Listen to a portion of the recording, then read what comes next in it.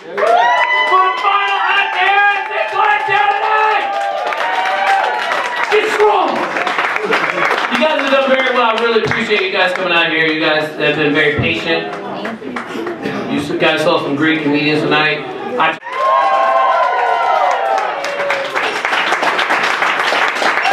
Coming up right now is a man that makes awesome sushi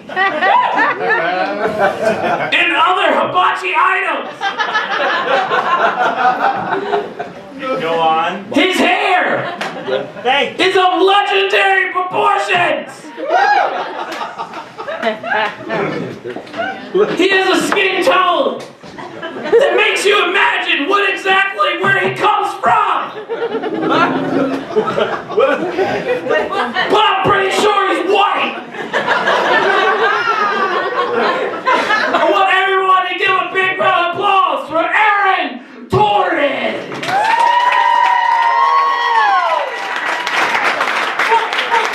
One second. Just one, bear with. Aaron! Ow! Alright, how's everybody doing tonight? Cheer us back up. Oh, cheer you back up, is that what you said? No, I won't, actually. This is where the show gets really derailed. This shit's about to get... Oh, you're depressed already? Oh, just wait. Because I know what you guys are thinking. You guys are looking at me and I agree. I also don't think I would last very long in prison. It's not somewhere I would thrive. You know where I would thrive? Retirement homes. I would run the gambit out of those fucking old people. I'd be like, oh yeah, no, the fix is in, man. Herbert's going down in the 4th minute in the checkers match. It's done. It's set. And part of me thinks that way, but then part of me starts drinking. And then I stopped feeling that way, and I started thinking, like, what if I couldn't? What if I'm just like, hey, old man, give me your pudding pack? And he's just like, I don't have to take this crap from you. I fought in the big war. And he starts hitting me with his cane. And he's like, ah, shit. I have to get this out of the way. I'm sorry, but that was distracting. She will get married now. Yeah, but like everyone loves old people. Everyone loves old people. They can get away with like stealing and shoplifting and racist comments because they're old. Crazy. And I'm afraid to get old. I really don't want to get old. And I mean that sounds fun, but I'm young, so I matter. I don't want to get old. So I feel like my funeral is just going to be like open casket, and it's just grandkids just click, click, click, click, click, click. Click. R.I.P. Grandpa. Hashtag, there goes my Christmas presents. I matter. Somebody.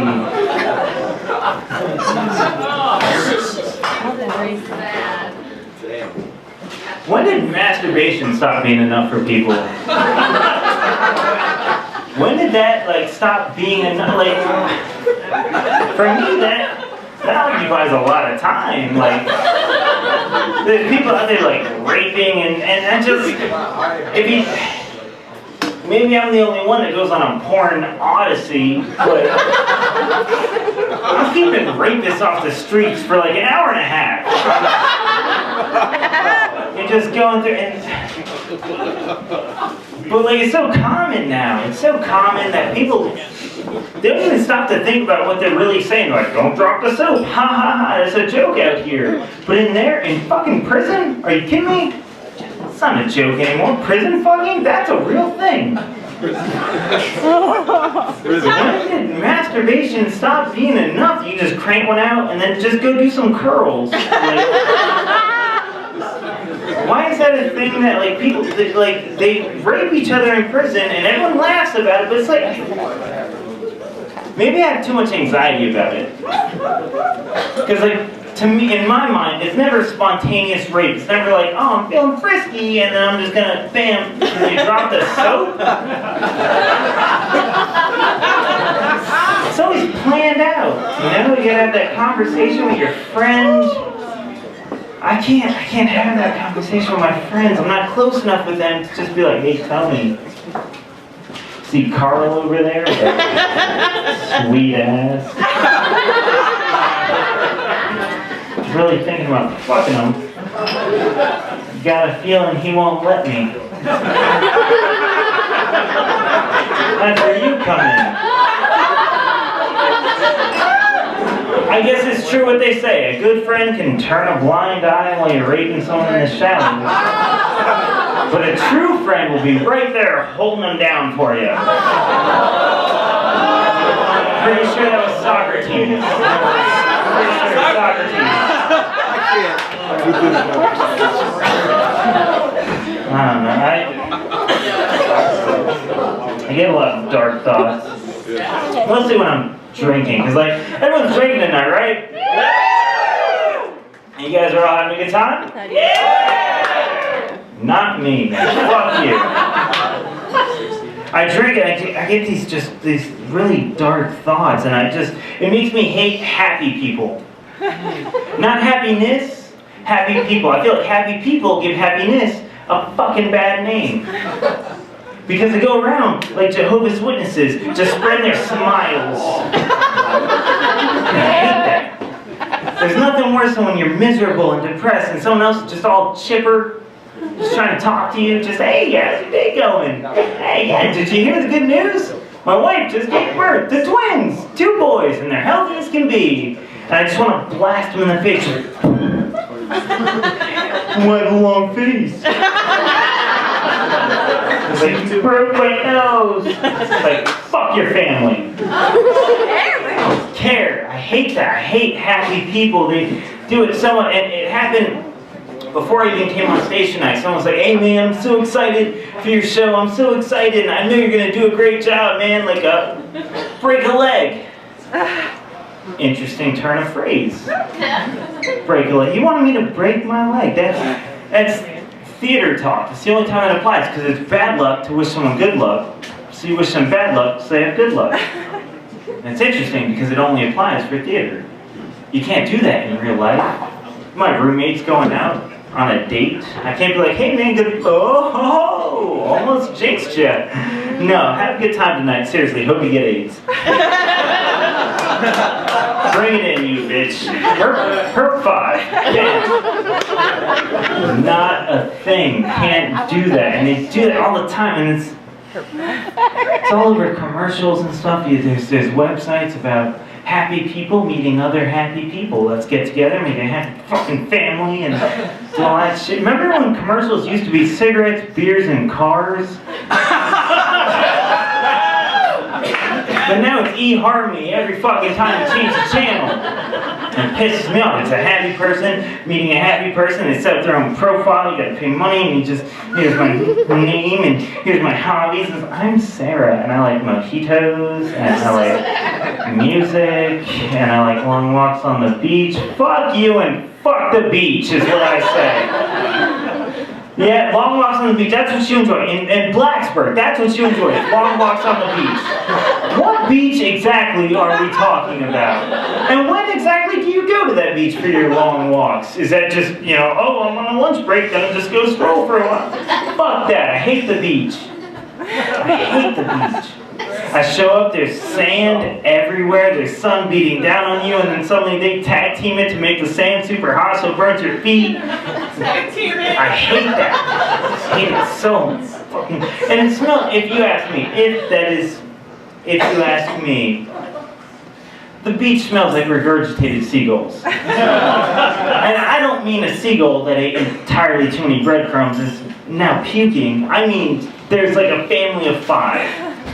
And the kids are in the sand dunes throwing rocks to scare him up. And then the dad is there with a fucking bow and he shoots him down, and the mom's like a golden retriever to be like, look what we got. And then they start a bonfire. And they're just rotating that seagull over the bonfire. But apparently Uncle Bob undercooked it, and now the kids are puking up seagulls. That's what the beach smells like to me. And I hate it so fucking much. But they do it time and time again. People just, I work at a restaurant. And so it's constantly just people coming in like, oh, it's our 6th anniversary. And it's like, oh, how'd you guys meet? Internet. It's our 6-month anniversary. How'd you guys meet? Internet. 2.5-year anniversary. How'd you guys meet? Church. There's always one. There's always that one. I hate it so much. And they're just happy people meeting happy people. And they do those profiles. And then I heard a radio ad. And there's someone out there that hates happy people more than me, because they were proactive. They made a website for if you want to cheat on your significant other anonymously. So you have to pay money to join a website to meet a girl, to cheat on a girl that you met on a website that you paid money to meet. Fucking brilliant! I wish I had thought of that. But you know what? I can't believe people actually pay money to cheat, like anonymously. That's an actual website. People actually, it's thriving, it's doing well, and it frustrates me because if you want to cheat anonymously, women or male, doesn't really matter. If you want to cheat anonymously on your significant other, just start using MySpace again. Nobody's checking that shit. Right now it's like MySpace is for music, but it's like, give it 5 years, and MySpace is for cheaters, and right now it's for music, so there's middle schoolers, so it's going to be pedophiles too, so in 5 years, MySpace is going to be for cheaters and pedophiles. And occasionally good music. That's all MySpace is gonna fucking be. And I hate it so. I hate it so much. If I were to make an online profile, it would just say my name, and then my bio would say "man seeks beer," and that's it. And to me, that doesn't sound like a profile.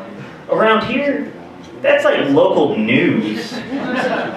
It's just like, oh, man seeks beer. Does he find it? We'll tell you tonight at 11.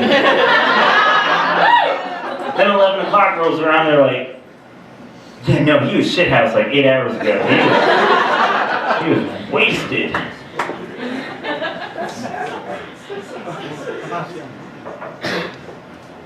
Oh no, I'm sorry. I don't mean to be depressing, and it's just kind of my nature, and I try to be happy.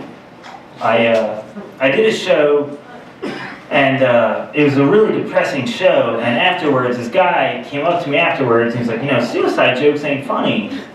And I was like, they're the way I tell them. He's like, no, you sound like you need God. Like, you need God, because, you know, that's the only thing that makes me happy. He's a shining light, and even in my darkest moments, I have a smile on my face, because I know God is there. And all you gotta do, and I don't remember the rest of what he said because I walked away.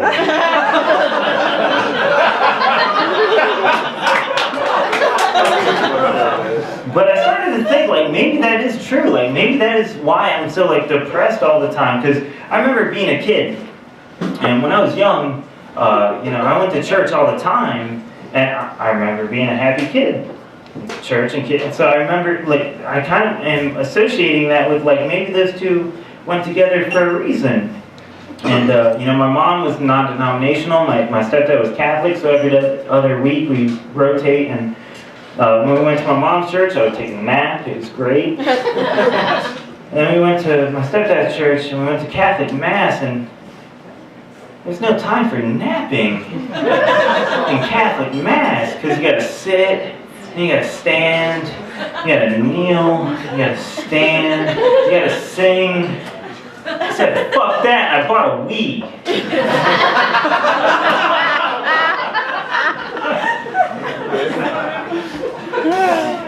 But I started thinking though, like maybe I need religion. Maybe that's what I need. So I grabbed like as many pamphlets from as many different areas as I could find, and I plopped them all down on the kitchen table. And I was like, I'm gonna go through these, and I'm gonna find religion by the end of the night. And the first one on the very top was the Muslim religion of Islam. And I thought, this is the #1 religion in the world, so clearly it's #1 for a reason. I'm gonna look this God eye to eye, and I'm gonna see if we match up, man. And I opened it up, kind of skimmed it, I kind of thumbed through it, and there were no pictures. It was very wordy, so I moved on to Mormonism. That was the next one in the pile. And Mormons are some happy fucking people. And I thought, well, fuck, this is what I'm looking for. And so I opened it up. I'm talking about Jesus and America, and I was like, America, yeah. And then they started talking about you gotta wear like special underwear, special, magical, bulletproof underwear.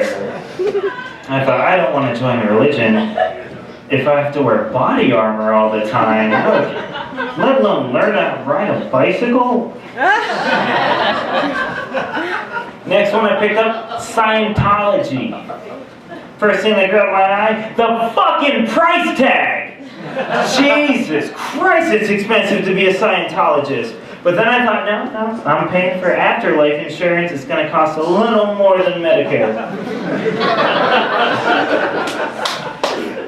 So I'm looking through, and they're talking about aliens, and they're talking about aliens like thousands of years ago. Like before they were cool, so I don't want to join a hipster fucking cult. I'm out of that. Next one on the list, the big ticket item, the golden ticket, the thing that I was raised upon, the thing. I went to Christian school, I had a Christian pamphlet in my hand. This is the option to end all other options. I will not have to look through any more choices because I have fucking Christians right here, and I open it up, and what do I find? More fucking choices! You can be Catholic, you can be Episcopalian, you can be Lutheran, you can be fucking non-denominational, you can be Baptist, Southern Baptist, you can be a Quaker, you can be even fucking Amish. Christians!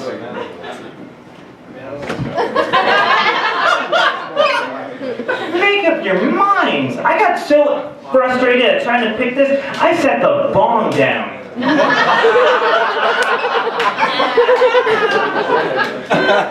It was frustrating as shit. I started watching The Big Lebowski, and then I started pretending that Jeff Bridges was Jesus, and then the movie took on a whole other different connotation after that. It was really fucking... I'm trying to smoke less weed. Because I started smoking to cure my anxiety, and it kind of stopped working because it made me more paranoid. So I got some Xanax illegally. So I'm a swashbuckler.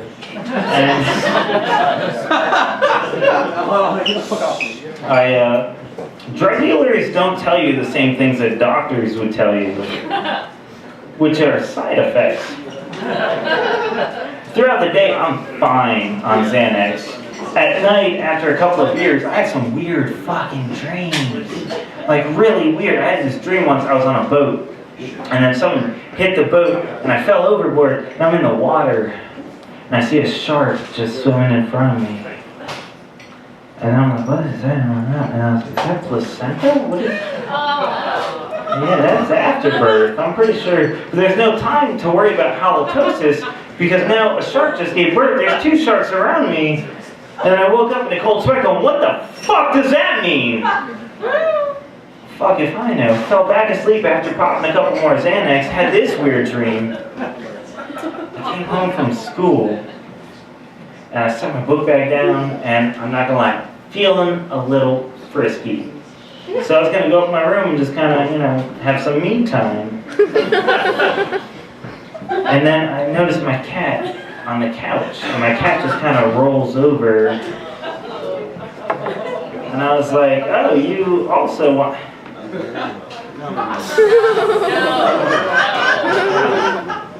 If you help me out, I'll help you out. So I took my pinky, and I'm not sure if this is an awkward dream or a repressed memory at this point. Because I've been single for like a year and a half now. Those of you that have come out here for the past year and a half, you guys have seen me come out here ranting and raving about how I've been single for a year and a half and I hate it. And I haven't been able to get laid because of it. You know, it's like I'm a born-again virgin, but against my will kind of a thing. I haven't been able to really get laid. And it's the last show at 622North, so I'm proud to announce that it finally fucking happened. Yeah! But like most things in my life, nothing good comes without terrible, terrible consequences. And it finally happened. We were in a room, things were going great, and then, you know, like clothes were coming off, and we're, you know, having a good time, and then she straddles me. And I was like, awesome. And then she takes my hand, and she puts it to her throat, and she goes, choke me. Come again? She just choked me. I started to panic in my mind because, by my estimate, 0 times have I ever had to choke a bitch. Never had it. And I start freaking out, and I'm just like, all right, I'm trying to like just process it in my mind. And she's like, I'm just like, all right, she wants me to maintain an erection while still slowly killing her. Never happened to me, so I'm like, I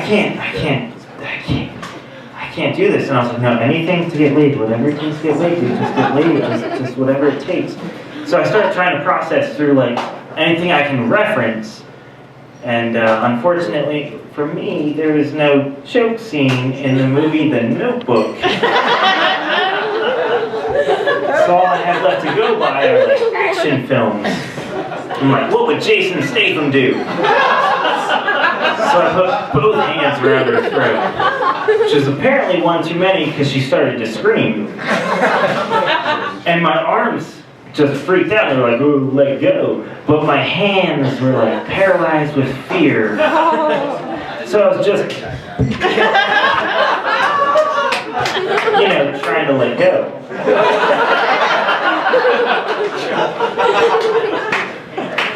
And it was all good and it was all fun, and then, you know, it ended. And then the next day I woke up, I had to go to work. I was like, I gotta go to work. So like I'm putting on my work boots and, you know, and she woke up and she was like, well, how about a quickie before you go? I swear to God, this really fucking happened. She's like, how about a quickie before you go? And off went my boots. And I was like, yeah, let's do this. It's been a year and a half. Like, let's do this. And so she bends over the headboard, and behind the headboard is the window, by the way. Her bed's like against a window type of thing. She bends over and I'm behind her, right? And I'm just thoroughly enjoying it. I'm looking out the window like, today's a good day to be alive. It's a great day. The sun is shining. Birds are singing. Neighbors getting the mail. Parked out by the street, didn't get towed. Pretty good day. So we finish. I kind of collapse behind her. She rolls over to kiss me, and I swear to God, as she rolls over, she queefs. And I'm trying so hard not to laugh. And there's that pause where she's like, did you notice? And I'm not laughing, so she's like, you didn't notice. So she brought the other leg over, and it happened again. And I let out just the smallest little snicker of just, my 8-year-old just came out, and I was like, that's hilarious. She got so embarrassed. She hopped up out of bed, ran to the bathroom, but every time she moves her leg, she's queefing. and she just ran to the bathroom. It's like she had squeaky shoes on. They were squeaky shoes. All the way to the bathroom. And I'm laughing so hard. It's just a hearty Santa Claus laugh.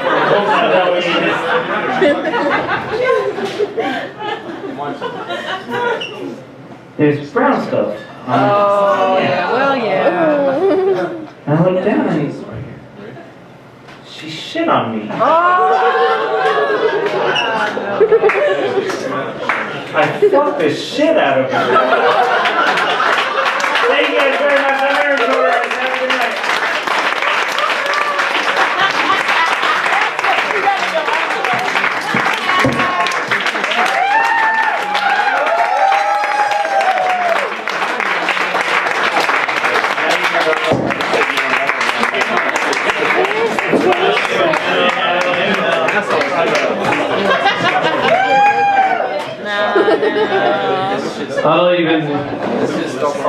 I may not even understand what happened right there. Everybody please give a big round of applause to Aaron Torres.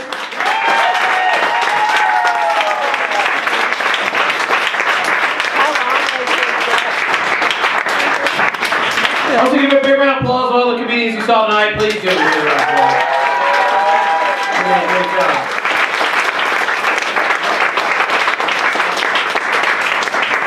I have to do my thing. I want to thank everybody for coming out here. I know this was a longer show, but we had a lot of people. You won't see us until February, most likely.